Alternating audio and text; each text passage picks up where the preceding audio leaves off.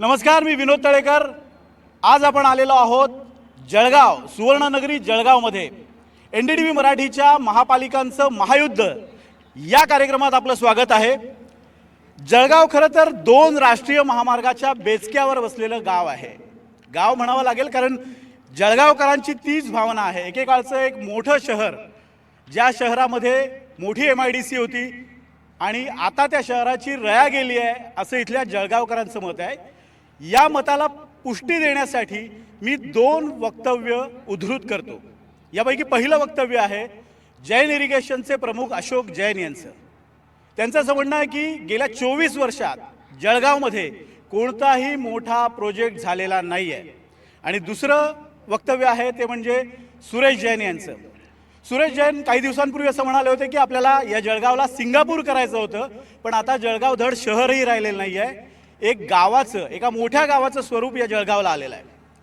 जळगावच्या MIDCत एकेकाळी VIP luggage सारखी एक मोठी कंपनी होती, सुप्रीम फर्निचर सारखी एक मोठी कंपनी होती, पण आता या कंपन्या इथल्या अनास्थेमुळे बाहेर गेलेल्या आहेत। नाही म्हणायला चटई उद्योग असेल किंवा डाळ उद्योग असेल, तो अजूनही इथं अस्तित्वात आहे, पण तो सुद्धा शेवटचे आसके देतोय। पायाभूत सुविधांचं म्हणाल तर रस्ते, घनकचरा व्यवस्थापन, सांडपाणी व्यवस्थापन, मेहरून तलावाचा प्रश्न, इतर महापालिकांमध्ये ज्या गोष्टी आहेत तसेच प्रश्न इथे सुद्धा आहेत। आणि या सगळ्याच्या कारणांचा आपण जेव्हा विचार करायला गेलो त्यावेळेला जळगावकरांचं असं मत पडलंय की राजकीय अनास्थेपोटी जळगावची ही अवस्था झाली आहे। आणि याच विषयी बोलण्यासाठी आपल्यासोबत आज जळगावकर आहेत, त्याचबरोबर काही मान्यवर पाहुणे माझ्यासोबत आहेत। मी सगळ्यांचं स्वागत करतो। संजय पवार आहेत, राष्ट्रवादी अजित पवार गटाचे। पवारजी, आपलं स्वागत आहे। विष्णू बंगाळे शिवसेनेचे जिल्हा प्रमुख आहेत। बंगाळेजी, आपलंही स्वागत आहे। त्यांच्या शेजारीत उजय भालेराव आहेत भाजपचे। भालेरावजी, आपलं स्वागत आहे। त्याचबरोबर इकडे MIMचे समीर सय्यद आहेत आणि समाजवादी पार्टीचे रय्यान जहागीरदार आहेत। आपलं दोघांचंही स्वागत आहे। आणि गजानन मालपुरे ठाकरे गटाचे प्रवक्ते आहेत, ते सुद्धा आपल्यासोबत आहेत। आणि जयप्रकाश बाविस्कर माजी आमदार आणि आपचे नेते योगेश हिवरकर हे सुद्धा आहेत। आपण सुरुवात करूया। भाजपपासून सुरुवात मी करतो कारण सगळ्यांचा आरोप भाजपवर आहे। त्यांचं असं म्हणणं आहे की गेल्या 24 वर्षात कोणतंही विकास काम झालेलं नाही। असं आहे, भारतीय जनता पार्टीला गेल्या पंचवार्षिक निवडणुकीमध्ये जनतेने स्पष्ट कौल दिलेला होता आणि 57 जागांचं बहुमत दिलं होतं। आमचे नेते माननीय नामदार गिरीश भाऊ महाजन यांच्या नेतृत्वाखाली आणि आमदार राजू मामा भोळे यांच्या नेतृत्वाखाली जळगाव शहराचा सूचीबद्ध आणि कालबद्ध कार्यक्रम आम्ही आखलेला होता विकासाचा। आणि त्या पद्धतीने 2.5 वर्षाच्या कार्यकालामध्ये अतिशय चांगल्या पद्धतीने कामाला सुरुवात झालेली होती। मोठ्या प्रमाणात निधी या दोन्ही नेत्यांनी जळगावमध्ये आणला होता। पण मध्येच काही लोकांना उपमहापौर पदाचे डोहाळे लागले, कडक डोहाळे। आणि त्यांनी जो काही खेळी खेळली, कोणाला लागले? ज्याला कोणाला उपमहापौर पद त्यावेळेला मिळवायचं होतं, कडक डोहाळे लागले। नाव घ्या ना। त्यांचं नाव जे आहे, इकडे इकडे इकडे काही जण म्हणतात, काय म्हणतात? स्पष्टपणे नाव घ्या। जर आपली सत्ता होती, आपल्या जवळ होते, ते नाव सांगा। जळगावकर नाव जागू इच्छितो। नाव पण जाऊया, नाव सांगा तुम्ही। त्यांचं असं म्हणणं, नाव सांगा, थेट आरोप करा ना। कुलभूषण पाटील हे जे होते, यांना उपमहापौर पदाचे अतिशय कडक डोहाळे लागले असं मी म्हणेल। आणि चांगली चाललेली जी आपले नगरपालिकेची महापालिकेची रचना होती, त्या रचनेला त्यांनी खिंडार पाडलं, पक्षामध्ये फूट पाडली आणि जे चांगलं चाललं होतं त्याला खीळ बसली। आणि त्यामुळे विकासाचं जे काही स्वप्न होतं, विकासाची वाटचाल जी होती ती खंडित झाली त्यांच्यामुळे। मला वाटतं तुमच्यावर हा थेट आरोप आहे। माझं असं म्हणणं आहे की 2.5 वर्ष जे काही त्यांच्याकडे होते त्याच्यात काय बोंब पाडली। त्याच्यानंतर 40 वर्ष इथे भाजपचे खासदार आहेत, 11 वर्ष आमदार आहेत आणि 7-8 वर्षापासून इथे भाजपची सत्ता आहे। गेली 3 वर्ष इथे सरकारी राज होतं, ते यांचं सरकार असल्यावर यांनी काय केलं ते सांगावं। नुसतं आरोप करण्यापेक्षा आपण काय कृती केली ते पहिले सांगावं। आम्ही सांगतो मुत्र्या केल्या, स्वच्छतागृह केले, उद्यानं बांधलीत, अशी अनेक विविध कामं आम्ही केलेली आहेत। तसं भारतीय जनता पार्टीने नुसते आरोप करू नयेत, त्यांनी जी परिस्थिती जळगाव जिल्ह्यात नाही उभ्या महाराष्ट्रात आणलेली आहे, ज्या लोकांना फॉर्म मागे घ्यायला लावलेले आहेत त्यांच्या घरी जाऊन बघा, ते घराबाहेर पडू शकत नाही. काही लोक बाहेर गेलेले आहेत.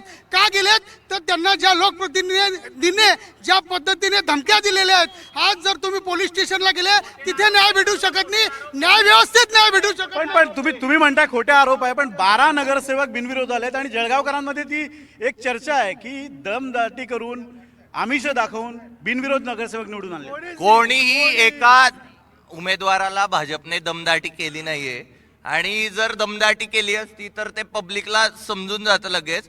प्रबळ विरोधकच नाही म्हणून उमेदवार बिनविरोध झाले. आणि जे भाऊंनी प्रश्न मांडला इतक्या वर्षात काय केलं, तर पहिल्यांदा महापालिका कर्जमुक्त झाली. शिवसेनेचे कुलभूषण पाटील यांच्या मातोश्रींनीच माघार घेतली आणि त्या ठिकाणी भाजपचा उमेदवार बिनविरोध झाला. याचं उत्तर काय? उत्तर काय? कुलभूषण पाटलांनी 3 ठिकाणी फॉर्म भरला होता, त्यांच्या मिसेसचा, त्यांचा आणि आईचा. त्यांनी आईचा फॉर्म जरी मागे घेतला, 3 वार्डात त्यांना फिरणं शक्य नव्हतं. त्यांच्या सौभाग्यवतीचा आणि कुलभूषण पाटलांचा फॉर्म आजही आहे आणि ते विजयी उमेदवार आहेत. माजी आमदार बाविस्कर आपल्या सोबत आहेत. येतो तुमच्याकडे येतो. ताई येतो तुमच्याकडे येतो. बाविस्करजी, मला एक सांगा, इथे अशी एक चर्चा आहे की सत्ताधारी आणि विरोधक दोघांची मिलीभगत आहे आणि त्यातनं हे 12 नगरसेवक निवडून आले. आजच मुख्यमंत्री देवेंद्र फडणवीस आले होते, त्यांना हे पत्र आम्ही दिलेलं आहे. आज हे पत्र त्यांना पाठवलं. इथे आमचा हिडिंगच असं आहे की देवा भाऊ आम्हाला माफ करा, कारण जळगावच्या जनतेच्या ही भावना आहे की 24 वर्षे जनतेने सहन केलेलं आहे. आणि आता ऐका 24 वर्ष जळगावच्या तुमच्याकडे येतो, थांबा. 24 वर्ष जळगावच्या जनतेने सहन केलं. आता कोणीही चालेल पण भाजप नको. जळगाव शहरामध्ये मागील काळामध्ये जो विकास झाला त्या अनुषंगाने हे 12 नगरसेवक बिनविरोध झाले.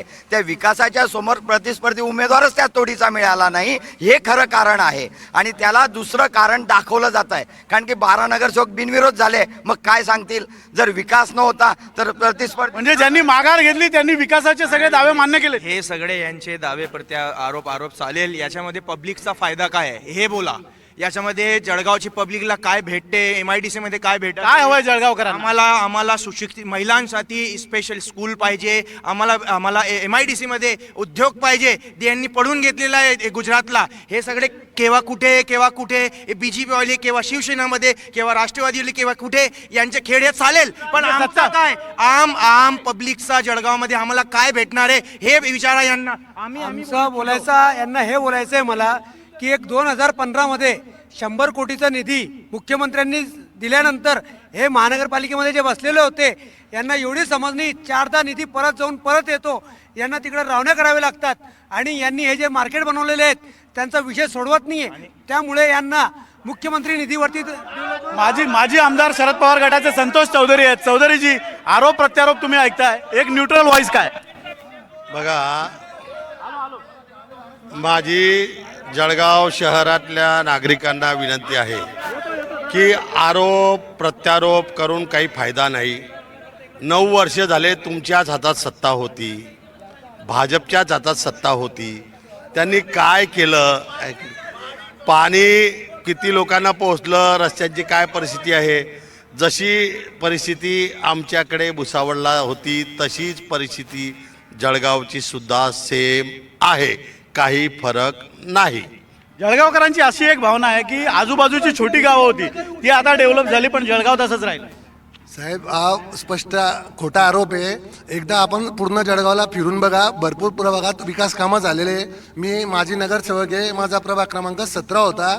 एक विकास काम सांगतो की 2.25 कोटीचा एकच रस्ता होता, पुष्पलता बेंडाडे चौकापासून काशीबाई शाळेपर्यंतचा. मी एकच रस्ता सांगतो. पण जवळपास 100 कोटी रुपये सरकारनं दिले, DPDCतनं 65 कोटी आले, 165 कोटी गेले कुठे? तो विकास दिसत नाही असं म्हणणं आहे. बाकीचे कामं प्रस्तावित आहे ना साहेब. आपण पूर्ण, मी फक्त माझ्या प्रभागापुरती बोलतो, परंतु आपण सर्वे करा, माहिती अधिकारात घ्या, माहिती अधिकारात आपण तपास घ्या. भरपूर विकास कामे प्रलंबित आहे, काही कंत्राटदाराची अडचणी पण चालू आहे साहेब. गट नंबर 9 मध्ये खूप विकास कामं झालेली आहेत. विकास कामं होत नाही असं नाही आहे, बऱ्याच ठिकाणी कामं झालेली आहेत, पण त्याला फार उशीर झालेला आहे. तर तो उशीर व्हायला नको. प्रत्येकाच्या फक्त काय मागण्या आहेत? फक्त 4 मागण्या आहेत. वीज आणि चांगलं पाणी आणि रस्ते या मिळाले तर भरपूर आहे. तुम्ही दोन्ही सत्ताधाऱ्यांच्या मध्ये बसलात. सिंगापूर होणार होतं जळगावचं असं आहे मी ऐकलं होतं. काय झालं? काय झालं तुम्हालाच विचारतो. सिंगापूर झालंच नाही ना. सिंगापूरचे स्वप्न दाखवले आणि लोकांना गंडवता 11 वर्षापासून. बरं बरं, इथे काही ज्येष्ठ समाजसेवक आहेत, मगाशी इथे बसले होते, आपण त्यांच्याकडनं. तुम्ही आता हे सगळे आरोप प्रत्यारोप ऐकले, मला तुमच्याकडनं हे जाणून घ्यायचंय की खरी परिस्थिती काय. खरी परिस्थिती आता महानगरपालिका जे आहे ना, हे महायुद्ध नाही आहे, हे अर्थयुद्ध आहे. अर्थयुद्ध आहे. याच्या आधी 2014च्या आधी मतयुद्ध होतं, नंतर मधल्या 2000 याच्या नंतर 19 पर्यंत ते मतयुद्ध होतं. आता अर्थयुद्ध आहे. पुढच्या निवडणुकीमध्ये इथं पिस्तूल युद्ध चालणार आहे आणि याला आपण विकास म्हणतो. भाजप जळगावकरांना काय पाहिजे? जळगावकरांना इथली गुन्हेगारी कमी झाली पाहिजे आणि MIDC मध्ये विकास झाला पाहिजे. कारखानदार टिकले पाहिजे, पण कारखानदारीमध्ये गुंडगिरी वाढली आहे. नगरपालिकेमध्ये आजच्या तारखेला गुंड लोकांना उमेदवारी दिलेली आहे. जाणीवपूर्वक जर उमेदवारी शिवसेना किंवा भाजप किंवा राष्ट्रवादी देत असतील तर मला असं वाटतं की यांना हे गुन्हेगारांचं शहर बनवायचं आहे.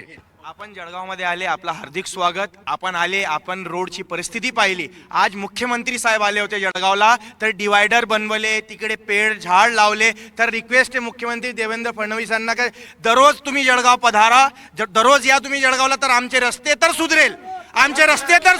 की मुख्यमंत्री साहेब येत आहे तर पेडा लावता. साहेब, जळगावमध्ये गेल्या 7-10 वर्षापासून खड्ड्यांची, नळाची या लोकांनी जी अमृत योजना टाकली, या अमृत योजनेने जळगावमध्ये सर्वत्र खड्डे केले. या लोकांना तोंड नाहीये. यांनी कोणत्या तोंडाने आज रोड शो केला? कारण यांना भीती आहे की हे निवडून येत नाहीये. पण 12 आले की आता. हे तर हे कसे आले तुम्हालाही माहिती साहेब. हे दम दाटून आलेले. मला माहित नाही, तुम्ही सांगा कसे आले. हे सर्व दम दाटून आलेले, पैशाने आलेले. पैशाने आले म्हणताय. किती पैसे दिले? आता त्यांनाच माहिती किती दिले पैशांना. जर यांचा विरोधी पक्षाचा उमेदवार पैसे घेणार आहे तर त्याला तिकीट का देतात? कुलभूषण पाटलांच्या आईंना जर फिरता येणार नव्हतं, त्यांना तिकीट द्यायचंच नव्हतं. सक्षम उमेदवार द्यायचा होता ना. विरोधामध्ये सक्षम उमेदवार. तुमचं म्हणणं काय की पूर्ण सेटिंग झालेली आहे? नाही, सेटिंग झालेली असं म्हणत नाही मी. हे गजानन साहेबांचं मी वाक्य सांगतोय. त्यांनी सांगितलं त्यांच्या पत्नीचा आणि त्यांचा स्वतःचा फॉर्म आहे, आईला फिरता येणार नव्हतं. जर फिरता येणार नव्हतं तर त्यांना तिकीट का दिलं? दुसऱ्या तिकीट का दिलं? सर, हा जो आरोप केला जात आहे की बिनविरोध उमेदवार जे आलेले आहेत, हो मी बिनविरोध आहोत 7 मधून, तर जो आरोप केला जातो ते का आले? तर का आले? आम्ही कामं करतो, आम्ही लोकांच्या जनतेचे कामं केले आहे म्हणून आम्ही त्याची पावती मिळालेली आहे. आणि मला एक प्रश्न विचारायचा आहे, तुम्ही एकाच उमेदवाराला 2 ह्याच्यातून तिकीट दिलेले आहे. माझ्याच वार्डात शिवसेनेचे 2 तिकीट दिलेले होते, म्हणजे त्यांची पत्नी सुद्धा माझ्यासमोर उभी होती आणि त्यांचे मिस्टर ड मधून उभे होते, म्हणून त्यांनी माघार घेतली आणि ते ड मधून लढत आहात, म्हणून आम्ही बिनविरोध आलो.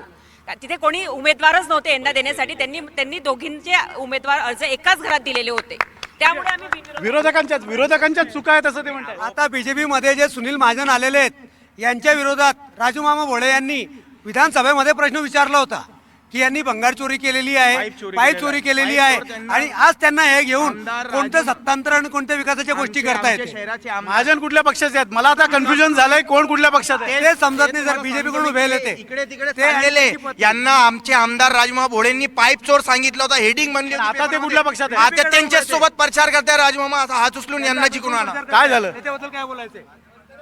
काल ज्यांच्यावर आरोप करत होते आमदार, त्याच आमदारांसोबत आता तेच फिरत आहेत.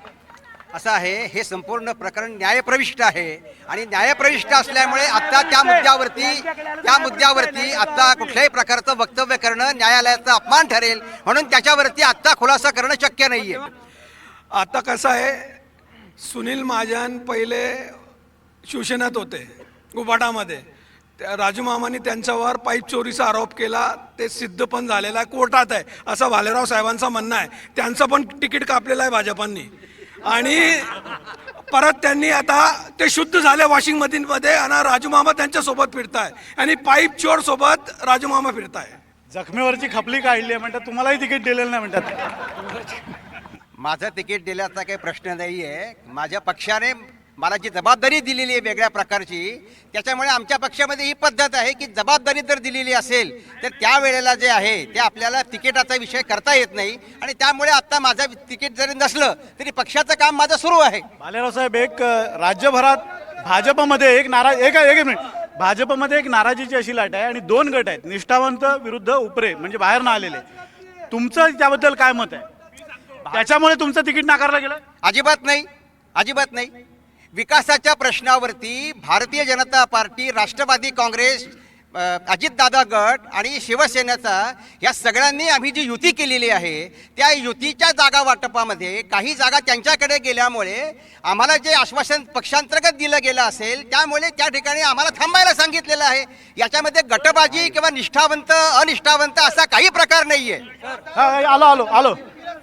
सर, आम्ही Bharatiya Janata party nation first, party second and last अस, म्हणजे सेल्फ, म्हणजे आम्ही शेवटी या तत्वावर आणि राष्ट्र प्रथम या तत्वावर आम्ही चालतो. त्यामुळे आमच्यात निष्ठावंत किंवा नवीन आलेले असा कोणताही गट नाही. काय वाद नाही म्हणतात? महानगरपालिकेमध्ये जे महापौर किंवा नगरसेवक निवडून जातात, मी तुम्हाला एक छोटंसं एक्झाम्पल द्यांचं. यांचं आर्थिक फायद्यावरती फक्त लक्ष आहे, यांचं कामावरती लक्ष राहत नाही. 3 वर्ष 100 कोटीचा निधी 3दा परत गेला. 56 रुपये, 65 रुपये, 57 रुपयाचा घपला असल्यामुळे माझा प्रश्न आहे की 75 नगरसेवक, महापौर, स्थायी समिती, जेव्हा तिथं हा विषय जातो तेव्हा कॅल्क्युलेशन करायला यांना वेळ नाही आहे. यांना फक्त 2%, 3%ची पडलेली असते, ते आपल्याला भेटणार आहे ना. बाकी तुम्ही काही करा. मी जेव्हा जळगावमध्ये आलो, मी तुम्हालाच प्रश्न विचारतो. मी जेव्हा जळगावमध्ये आलो तेव्हा मला असं सांगण्यात आलं की लोक प्रश्न विचारतायत की आमचा मतदानाचा अधिकार का हिरावला गेला. 12 ठिकाणी बिनविरोध उमेदवार निवडून आलेले. तुमची तीच भावना आहे? ऍक्च्युली हे लोक बिनविरोध नाही, हे बळजबरीने पैसा देऊन, नाही ऐकलं तर धमक्या देऊन, नाही ऐकलं तर ब्लॅकमेल करून यांची उमेदवारी कॅन्सल केलेली आहे. आणि आता म्हणतात गिरीश महाजन भयंकर बुद्धिमान माणूस आहे, यांनी 600 लोकांची मुलाखत घेतली, त्यापैकी 48 लोकांना उमेदवारी दिली. 48 पैकी फक्त 14 मूळ भाजपचे आहेत आणि 34 यांचे जवळीन भाजजवळीन नाच जवळ आहेत. गिरीश महाजन ऐका गिरीश महाजन तर जामनेरचे आहेत, इथे तर भोळे मामा आहेत ना? नाही, इथं भोळे मामा गणपती सारखे राहतात आणि सगळी आरती गिरीश महाजन म्हणता. हा, आणि आता पुढचा हिशोब सांगतो. गिरीश महाजननी यावर उत्तर दिलं ईश्वर मोरेंना की ज्या लोकांना आम्ही उमेदवारी दिली नाही, म्हणजे 600 पैकी 48 मायनस केले तर 552 लोकांना पुढच्या विधानसभेमध्ये जळगाव शहरातून उमेदवारी देणार आहेत. म्हणजे राजू मामा 1, 552 म्हणजे टोटल 553 आमदार आमचे गिरीश महाजन निवडून आणणार आहेत.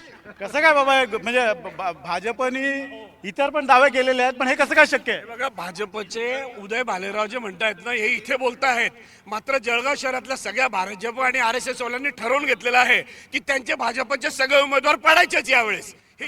तुम्ही कशाला चिंता करताय? नाही, आम्हाला तेच बघा, यांनी ठरवलंय. म्हणजे मतदारांबरोबर भाजपचे निष्ठावंत लोक आहेत, कारण हे जे पलटूराम आलेले आहेत ना, हे निष्ठावंत आणि RSSला नको आहेत. खरी परिस्थिती अशी आहे, भाजपचे सगळे उमेदवार पडले पाहिजेत, त्याच्याशिवाय हे जळगाव शहर आता सुधारणार नाही. आमदार साहेबांनी स्वतःच्या घराजवळचे रस्ते सुद्धा केलेले नाहीये. हे दिल्ली पासून तर जळगाव पर्यंत घराजवळचा पण रस्ता झालेला नाही. सगळे लोक आमदार 3 वेळा स्वतः पडले, मी स्वतः पडलो, पण तो रस्ता होत नाही 11 वर्षापासून. बघा जरा बाविस्कर साहेब पुढे या जरा. बाविस्कर साहेब, तुमचा हा पाय जो फ्रॅक्चर झालाय तो कशामुळे झालाय? फक्त जळगाव शहराच्या रस्त्यांमध्ये मी ट्विस्ट होऊन पडलेलो आहे आणि त्याच्यामुळे लिगामेंट्स माझे ब्रेक झालेले आहेत. आणि मी एकटा नाही, असे असंख्य लोक आहेत की जे दररोज असे ऍक्सिडेंट होतात. मला बाविस्कर साहेब रस्त्याने दाखवणार ना एक व्हिडिओ दाखवा, आम्ही त्यांचा चालत नाहीत ते अजिबात. मग कशाने जातात? ते गाडीने फिरतात, मोठ्या 4 व्हीलर. पाय कसा काय? पाय त्यांचा लचकला असेल कुठेतरी घरामध्ये.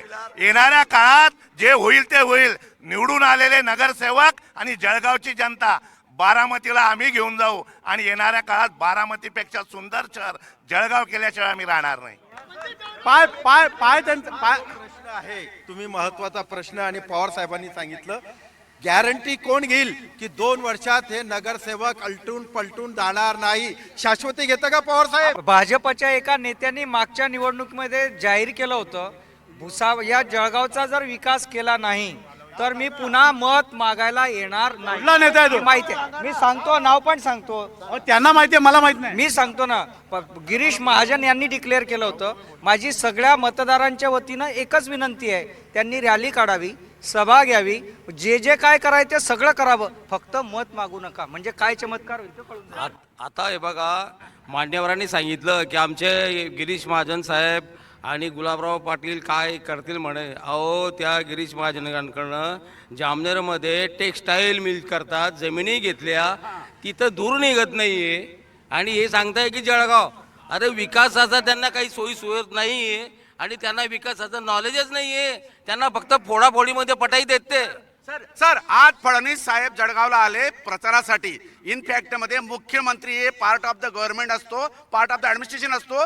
यांनी इथं प्रचाराची रॅली काढायला नको पाहिजे होते, ॲब्सोल्युटली रॉंग. त्याच्यानंतर आणखी सांगतो, जर फडणवीस या ठिकाणी आले, या ठिकाणी लोक आपल्या पुनर्वसनासाठी उपोषणात बसले होते. फडणवीस आले म्हणून पोलिसांनी दादागिरी करून त्यांना उठवलं. कुठे आहे लोकशाही? आणि हेच गिरीश महाजन यांनी अजितदादापेक्षा जास्त जलसंपदामध्ये प्रसार केला आहे आणि फक्त 30 लाखाचा रस्ता, त्यासाठी 3,86,00,000ची वर्क ऑर्डर अंबड तालुक्यात दिलेली आहे. आणि म्हणून म्हणतो मी की 26 वर्षामध्ये जे समजा पुनर्वसन आहे, आता गिरीश महाजन मंत्री आहेत तर यांनी एका गावाचं पुनर्वसन केलेलं नाही. गिरीश महाजन टोटली फेल्युअर माणूस आहे. ऐका, आरोप प्रत्यारोप होत राहतील, पण मला एक सांगा, जळगावकरांना या निवडणुकीत सत्ताधाऱ्यांकडनं काय अपेक्षा आहे? सत्ताधाऱ्यांकडनं एक अपेक्षा आहे, किमान त्यांनी प्रामाणिक माणसं उभी करावीत.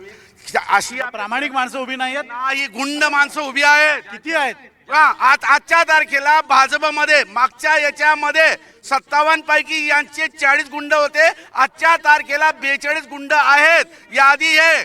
मोरे साहेब आत्ता बोलत होते की 45 लोकांना 42 लोकांना हे झालेलं आहे म्हणून कायदेशीर शिक्षा झाली. त्यांच्याकडे 65 कोटी रुपये भाजपने त्यांना उमेदवारी दिली. मोरे साहेबांचा फॉर्म स्वतः मी भरलाय भारतीय जनता पार्टीसाठी अपेक्षित उमेदवार म्हणून. हे काय सांगतील? मोरे साहेब, मोरेंचा फॉर्म भरला तर उमेदवारी दिली पाहिजे. चांगल्या लोकांना का दिली नाही? ऐका तुम्ही माझी गोष्ट, क्रायटेरिया असतो, प्रत्येक ठिकाणी क्रायटेरिया असतो. निवडून येण्याचा सामाजिक गणित असतं, सगळ्या गोष्टीच्या गणित बघितले जातात. त्यावेळी होतं हे. भारतीय जनता पार्टीकडे आले होते की नाही तिकीट मागायला, मिळालं नाही म्हणून विरोधात. एक शेवटचा मुद्दा, मोरे साहेब, शेवटचा मुद्दा. मोरे साहेब इंटरव्ह्यूला गेले होते, 600 लोकांचा इंटरव्ह्यू झाल्या. यांनी श्रीराम प्रभूची कसम घेऊन सांगावे की उमेदवारीचा क्रायटेरिया काय होता? 25 लाख रुपये होता. एक मोठा आरोप केला. उमेदवारीचा क्रायटेरिया काय होता? 25 लाख होता. हे सगळं एकतर हे सगळे थोतांडे, हे लबाड आहे सगळेचे सगळे. आणि म्हणून मी जे मगाशी बोललो त्याप्रमाणे जळगावचा मतदार, जळगावचे RSS वाले, जळगावचे भाजपवाले हे सगळे भाजपचे उमेदवार पाडतील. त्याशिवाय जळगाव शहर सुधारणार नाही. कारण 164 कोटी गेले कुठे? आम्ही देवाभाऊंना तेच विचारतोय. 75 पैकी 12 उमेदवार बिनविरोध झालेले आहेत. ते म्हणतायत की प्रामाणिक लोकांनी फॉर्म भरायला पाहिजे होतं. अडवलं कोणाला होतं? उरले 63 उमेदवार. 16 तारखेला 63चे 63 उमेदवार महायुतीचे विजयी होतील. भालेरावजी एक गंभीर आरोप केलाय. 25 लाख रुपये घेऊन उमेदवारी दिल्यात असं ते म्हणतात. अजिबात नाहीये. असं कुठे आहे? कुठे तरी दाखवून द्यावं. त्यांनी दाखवून द्यावं. माझं त्यांना चॅलेंज आहे. माझं त्यांना चॅलेंज आहे. अशा कुठेही काही झालेलं नाहीये. या खोटे आरोप करतात ते. टीव्ही समोर यायला मिळावं आणि आपण चमकावं म्हणून एक रोज तर खोटे आरोप करतात ते. तुम्ही विचारा त्यांना. विचारू. मुख्य मुद्दा राहून जातोय. तुम्ही इंदिरानगर, शाहूनगर तिथली परिस्थिती बघा. 2-2 महिने साफसफाई होत नाही. व बीजेपी किंवा आधी उद्धव त्या शिवसेना गटाकडून येणारे नगरसेवक 5-5 वर्ष त्या एरियामध्ये फिरत नाही. व आता ज्यांनी उमेदवारी दिली ज्यांना, ते पण तसेच लोक आहेत की ते त्या एरियामध्ये कधी फिरत नाही. समतानगर 5 वर्षापूर्वी जी आश्वासनं दिली होती सत्ताधाऱ्यांनी ती पूर्ण झाली आहेत. सत्ताधाऱ्यांची आश्वासने काही पूर्ण झालेली नाहीये. आम्ही अल्पसंख्याक वार्डातून येत आहे. तुम्ही परिस्थिती बघा. आता चला आमच्या सोबत. तिकडे रोड नाहीये. आता 1 महिना पहिले हाय टेन्शन वायर पडून 2 मुली आणि 1 मुलीचा बाप मेला. त्यांना काय फिकर नाहीये. हे साहेबांनी सांगले. हे सगळे लबाड आहे. लोकांची जीवन जे घेत आहे यांची काय विकास नाहीये. हाय टेन्शन वायर पडते. रोड बनलेले नाहीये. काय नाहीये. आणि यांनी आश्वासन दिलेले की आम्ही गव्हर्नमेंट कडून त्यांना पैसे द्यायचे इतके लाख. आतापर्यंत ते फॅमिलीकडे 1 पण रुपये पोहोचलेला नाही. हे सगळे वादे ज्यांचे नेते मोदीजी यांचे त्यांच्याच सारखे यांचे वादे सगळे. हेच प्रामाणिक आहे. सगळे लबाड आहे. यांचं काय आहे? MIMचे नगरसेवक 3 निवडून आले. त्यांनी शिवसेनेला मतदान केलंय. यांचं काय? त्यांच्या नगरसेवकांची अकालपट्टी त्यांनी केली आहे. त्यांचा तोच आरोप आहे की सत्ताधारी दमदाटी करत असतील किंवा दमदाटी करू साहेब. त्यांचे नगरसेवक आहे ना, आमच्या थोडी आहे. शेवटचा प्रश्न तुम्हाला, महापालिकेत जर सत्ता आली तर, म्हणजे आता तुमचे 12 उमेदवार निवडून आलेले आहेत, जर सत्ता आली तर कोणते मुद्दे प्राधान्यक्रमावर असतील? एक एक मुद्दा तुम्ही सांगा. जळगाव शहराला ज्या प्राथमिकता आहे त्या प्राथमिकता अग्रक्रमाने पूर्ण करण्याचा आमचा प्रयत्न राहील, ज्याच्यामध्ये शुद्ध पाण्याचा विषय असेल, त्याचप्रमाणे स्वच्छतेचा मुद्दा असेल. आम्ही जळगावमध्ये इंदोर पॅटर्न राबवून स्वच्छतेला प्राधान्य देणार आहोत. जळगाव शहरामध्ये अमृत योजना आणि अंडरग्राऊंड ड्रेनेजचे कामं चालू आहे. त्यानंतर येणाऱ्या काळामध्ये रोड पूर्ण रोड होणार. होतील. महानगरपालिकेच्या जागा विकसित करून महानगरपालिकेची 1000 कोटीची FD कसे होईल याच्यावर नियोजन केलं जाईल. आता विरोधकांचा मुद्दा, भाविस्कर साहेब तुमच्यापासून सुरुवात करूया. बघा कसं आहे, खोटं बोलावं पण नेटाने बोलावं अशी भाजपची नीती आहे आणि म्हणून जळगावकर कंटाळलेले आहेत. जळगाव शहरात एक शाळा नाही, एक दवाखाना नाही, रस्ते नाही, हे खेडं झालेलं आहे. आणि म्हणून मगाशी बोलल्याप्रमाणे जळगावच्या मतदारांनी जे ठरवलेलं आहे की कोणीही चालेल, कारण 63 उमेदवार विरोधी पक्षांचे उभे आहेत, तर हे कोणीही चालेल, पण यावेळेस भाजप नको नको नको. तुमचे प्रायोरिटीचे मुद्दे काय आहेत? आमचे प्रायोरिटीचे मुद्दे जे आहेत ते लोकांना मुबलक पाणी मिळालं पाहिजे, स्वच्छ पाणी मिळालं पाहिजे, रस्ते सुंदर पाहिजे, स्वच्छता पाहिजे, दवाखान्याची व्यवस्था चांगली पाहिजे, लाईट व्यवस्था चांगली पाहिजे. बाकी फक्त माझी विनंती आहे की सर्व नगरसेवकांना टेंडरच्या मागे न धावता आपण लोकांच्या कामाच्या मागे धावा, एवढीच विनंती. आपण जळगावकरांची मतं जाणून घेतली, त्याचबरोबर राजकीय पक्षांची मतं जाणून घेतली. ही जी बिल्डिंग आहे 100 वर्षापूर्वाची बिल्डिंग आहे, इंग्रजांच्या काळातली ही बिल्डिंग आहे आणि या बिल्डिंगमध्ये जळगावकरांची एक अस्मिता दडलेली आहे. म्हणजे 100 वर्षापूर्वी अशा पद्धतीची बिल्डिंग जर जळगावमध्ये उभी राहत असेल, आज सुवर्णनगरी म्हणून जळगावचा उल्लेख होतो. दिवाळीच्या एका दिवसात साधारण 200 कोटींपेक्षा जास्त सोन्याची विक्री जळगावमध्ये होते. इतका मोठा जर व्यापार उदीम असेल, इतकी चांगली सुपीक जमीन असेल, जिथं केळीसारखा उद्योग मोठा भरभराटीला येऊ शकतो, डाळीचा उद्योग भरभराटीला येऊ शकतो, फक्त गरज आहे ती राजकीय इच्छाशक्तीची. पुढचे जे सत्ताधारी असतील तेही राजकीय इच्छाशक्ती दाखवणार का, हे पाहणं महत्त्वाचं असेल. महापालिकांचं महायुद्धमध्ये जळगाव नगरीतला हा कार्यक्रम इथेच संपवणार आहोत. मात्र जळगावकरांना 15 तारखेला मतदान करायचंय आणि 16 तारखेला कोणाच्या पारड्यात ते आपलं मत घालतात ते पाहणं महत्त्वाचं असेल. धन्यवाद.